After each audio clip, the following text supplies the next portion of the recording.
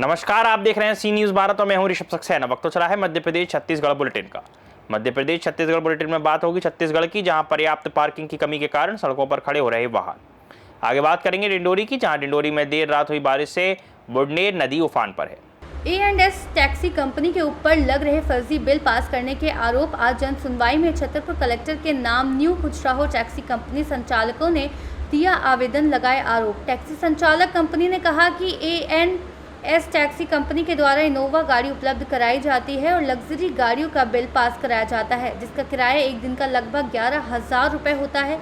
इसके सबूत भी हैं। किसी का भी टेंडर एक बस के लिए किया जाता है, अगर कर अच्छा हो तो अगले वर्ष रिन्यू कर दिया जाता है, लेकिन तीसरे वर्ष टेंडर प्रक्रिया कराई जाती है। लेकिन A&S टैक्सी कंपनी के ऊपर अधिकारियों की मेहरबानी है, जिसके चलते तीसरे वर्ष भी टेंडर रिन्यू कर दिया गया और उनके द्वारा मनमाने बिल लगाए जा रहे हैं। फरियादी ने क्या कुछ कहा, सुनिए।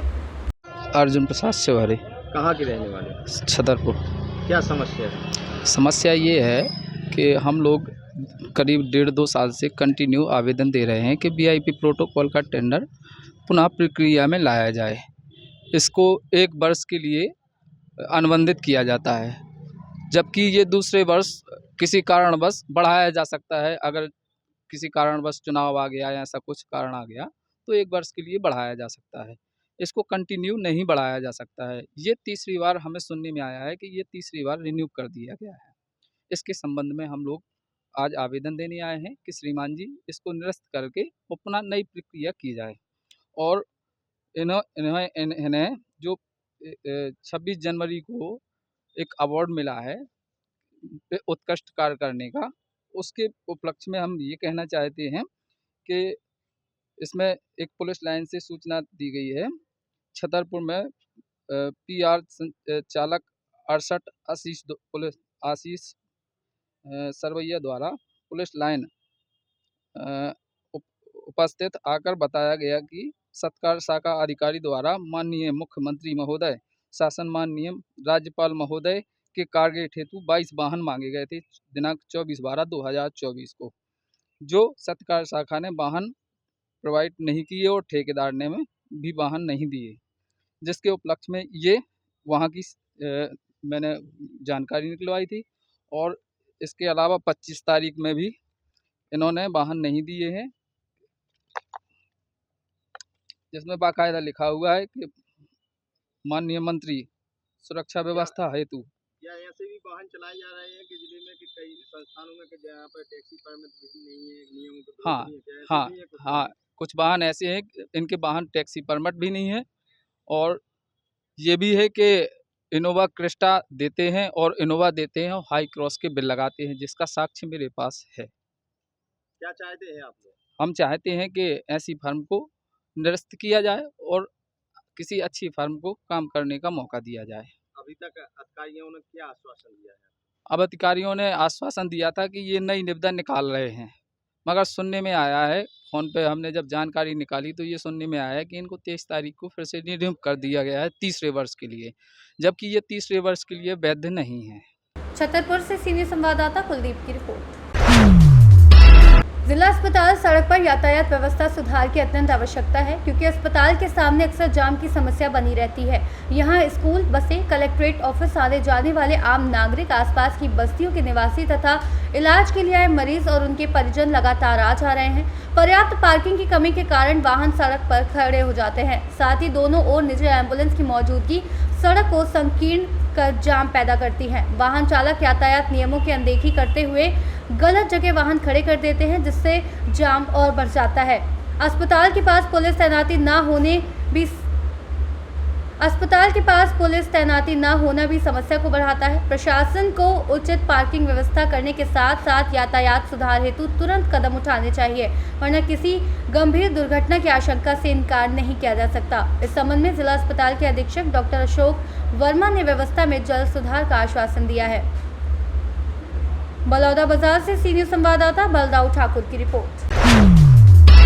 डिंडोरी में देर रात हुई बारिश से बुडनेर नदी उफान पर है, जिससे समनापुर से गौरा कन्हारी जाने वाला मार्ग बाधित है। तस्वीरों में आप देख सकते हैं कि ग्रामीण जान जोखिम में डालकर बाढ़ से उफनती बुढ़ने नदी को पार कर रहे हैं या सुरक्षा के कोई इंतजाम नहीं किए गए हैं।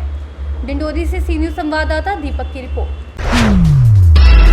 धर्मांतरण एवं ह्यूमन ट्रैफिकिंग के मामले में सेंट्रल जेल दुर्ग में कैद 2 नन से मिलने के लिए अखिल भारतीय कांग्रेस कमेटी का एक आधिकारिक प्रतिनिधिमंडल सेंट्रल जेल दुर्ग पहुंचा। मीडिया से चर्चा करते हुए प्रतिनिधिमंडल ने कहा कि इस डेलीगेशन के द्वारा पूरी रिपोर्ट आज ही AICC को सौंपी जाएगी। संसद में इस मामले को उठाया जाएगा। इस प्रतिनिधिमंडल में लोकसभा सांसद एवं एक केरल विधानसभा से विधायक शामिल थे। प्रतिनिधिमंडल एवं फैक्ट फाइंडिंग कमेटी में फ्रांसिस जॉर्ज, सांसद लेफ्ट NK प्रेमचंद, RSP सांसद सप्तगिरी शंकर उल्का, कांग्रेस सांसद बेनी बेहानन, कांग्रेस सांसद शामिल थे।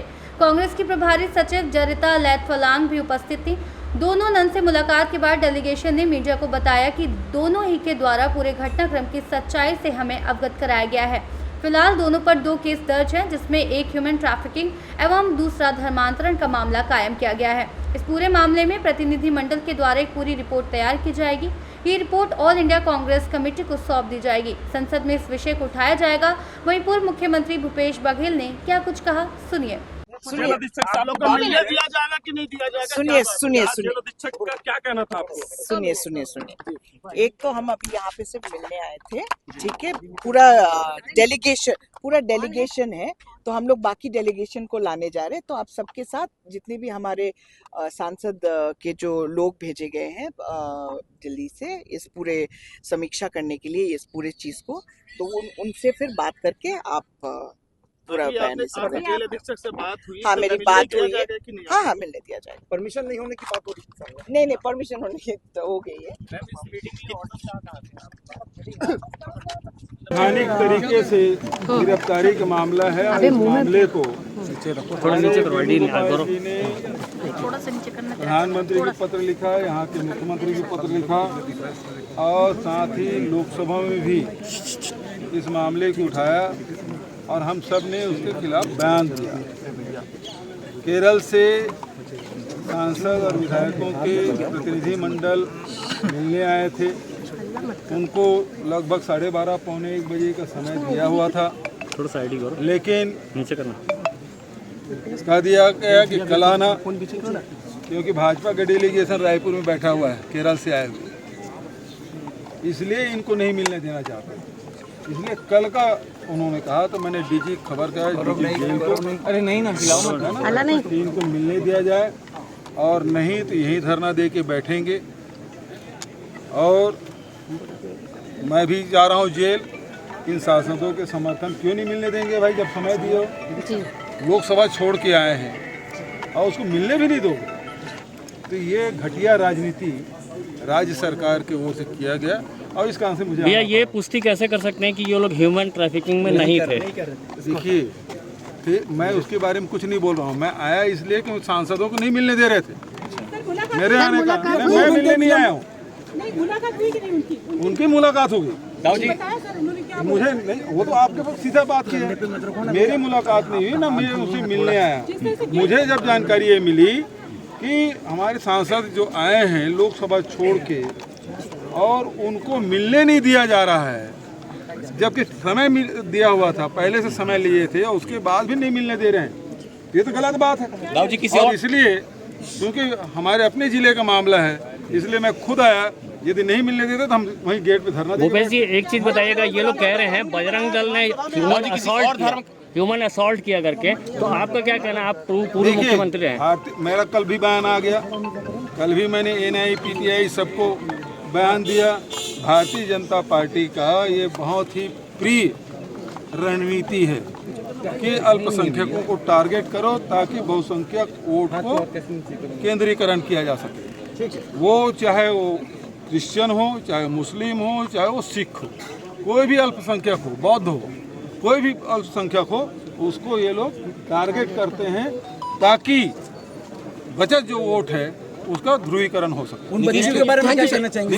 पूरी जानकारी देखिए, जब तक मेरे पास पूरी जानकारी नहीं होगी मैं कोई बयान नहीं दूंगा।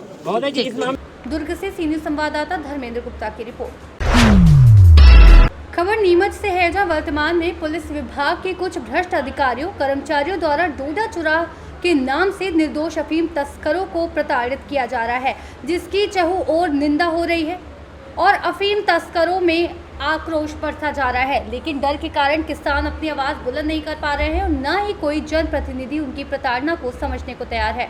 आज इसी समस्या को लेकर आम आदमी पार्टी ने कलेक्टर कार्यालय पहुंचकर अफीम काश्तकारों के समर्थन में विभिन्न मांगों को लेकर राष्ट्रपति, प्रधानमंत्री, मुख्यमंत्री के नाम से एक ज्ञापन कलेक्टर के माध्यम से दिया। ज्ञापन से पूर्व आप पार्टी के कार्यकर्ता किसान बंधु नारेबाजी करते हुए कलेक्टर कार्यालय पहुंचे। आपके प्रदेश प्रवक्ता एनजी प्रवीण कुमार अग्रवाल ने बताया कि हमने ज्ञापन में उल्लेख किया है कि मध्य प्रदेश के नीमच, मंदसौर, रतलाम जिले में हजारों किसानों के पास अफीम के पट्टे हैं और सरकार द्वारा पट्टा मिलने पर किसान अफीम की फसल बोता है और जीवन रक्षक दवाइयों के लिए मेहनत कर अफीम का उत्पादन करता है, जिससे मॉर्फिन का उत्पादन होता है। लेकिन कई वर्षों से अफीम उत्पादक किसान के साथ अन्याय हो रहा है। ज्ञापन के समय आपके भंवरलाल जबड़ा, नरेंद्र पाटीदार, जोसेफ जटसन, सत्यनारायण ओझा, विनोद कुमार पवार, शिव उपाध्याय, तुलसीराम मेघवाल, बाबूलाल गायरी, कंवरलाल गायरी, चंद्रेश सेन, लविश कनौजिया, जाबिर हुसैन, उदयलाल अग्रवाल, उदयलाल चौहान, पेंशनर संघ के बालचंद वर्मा, रमेश गुर्जर, महेंद्र मेघवाल, डॉक्टर राजू पाल, रिजवाना खान, तालिब हुसैन, यूसुफ खान, जगदीश मीणा एवं अन्य किसान साथीगण उपस्थित रहे। ज्ञापन का वाचन किसान प्रकोष्ठ के जिला अध्यक्ष कंवरलाल गायरी ने किया। फोटो कॉपी दीजिए। बताइए, आप आज यहाँ कलेक्टर ऑफिस आए हैं, क्या मांग है? आम आदमी पार्टी आज किसानों के जो अफीम उत्पादक किसान हैं वो बड़े प्रताड़ित हो रहे हैं और नशा मुक्त अभियान के अंतर्गत देखें तो उनको प्रताड़ित किया जा रहा है। किसी भी अभियान का मुख्य उद्देश्य ये होता है कि नशे के खिलाफ उसकी जागरूकता लाना, लेकिन अभी वर्तमान में देखने में आ रहा है कि नीमच, मंदसौर, रतलाम जिले में जिस प्रकार से पुलिस के द्वारा किसानों को परेशान किया जा रहा है वो काफी आश्चर्यजनक है। आज आम आदमी पार्टी 3 मुद्दों को लेकर यहाँ पर आई है। पहला मुद्दा हमारा ये है कि जो डोडा चूरा खरीदी शासन ने बहुत वर्षों से नहीं किया है, उसकी खरीदी के लिए तुरंत एक आदेश पारित करे कि वो शासन खरीदे या ठेकेदार के माध्यम से खरीदे। दूसरा मुख्य मुद्दा हमारा ये है कि 829 की धारा, जो किसी भी कोई विरोधी हो, किसी किसान का अगर दुश्मन होता है, वो नाम लेने पर उसको सहयोगी बनाकर उसके ऊपर धारा FIR दर्ज कर दी जाती है, उसको तुरंत खत्म किया जाए। तीसरी मांग हमारी है कि नीमच जिले में ऐसे कई उदाहरण है जहाँ पर पुलिस विभाग के भ्रष्ट अधिकारी या तो सौदागर बने हैं या उसके पालनहार बने या तस्कर बने। ऐसे अधिकारियों के ऊपर तुरंत जांच होकर विभागीय कार्रवाई होना चाहिए और ऐसे भ्रष्ट अधिकारी और कांस्टेबलों को तुरंत NDPS एक्ट में तो केस दर्ज हो, उसके अलावा विभागीय स्तर पर भी जो उन्होंने विभाग के साथ गद्दारी की उसका भी उनके ऊपर दंडात्मक वैधानिक कार्रवाई होना चाहिए। आज इन 3 मुद्दों को लेकर आम आदमी पार्टी किसानों के साथ यहाँ पर आई है और हम तुरंत मांग कर रहे हैं कि अगर ये तीनों मांगे नहीं मानी गई तो हम बड़ा आंदोलन करेंगे और इस आंदोलन की जवाबदारी राज्य शासन और केंद्र शासन की होगी। और जिस प्रकार से मध्य प्रदेश शासन से ढकोसला कर रही है कि हम लोग नशा मुक्त अभियान मध्य प्रदेश चलाना चाहते हैं, लेकिन आप देखिए जगह जगह शराब की दुकानें, इसमें खुलेआम बिक्री है, गांजे की सिगरेटें बिक रही है। किस प्रकार से नशा, और सबसे बड़ी चीज है जो विद्यार्थी पढ़ता है, शिक्षा का मंदिर है, उससे 200 मीटर दूर तक कोई भी नशा नहीं बिकना चाहिए, लेकिन गुटखे और गांजे की सिगरेटें आम बात है, हर स्कूल के पास में बिक्री। आज इन सब मुद्दों को लेकर आम आदमी पार्टी मैदान में है और हम कलेक्टर के माध्यम से माननीय राष्ट्रपति महोदय, प्रधानमंत्री महोदय और मुख्यमंत्री के नाम ज्ञापन दे रहे हैं। नवीन कुमार अग्रवाल, प्रदेश प्रवक्ता आम आदमी पार्टी। नीमच से सीनियर संवाददाता महेश सुथार की रिपोर्ट। फिलहाल के लिए इस बुलेटिन में इतना ही। देश और दुनिया की तमाम खबरों के लिए आप देखते रहिए सी न्यूज़ भारत।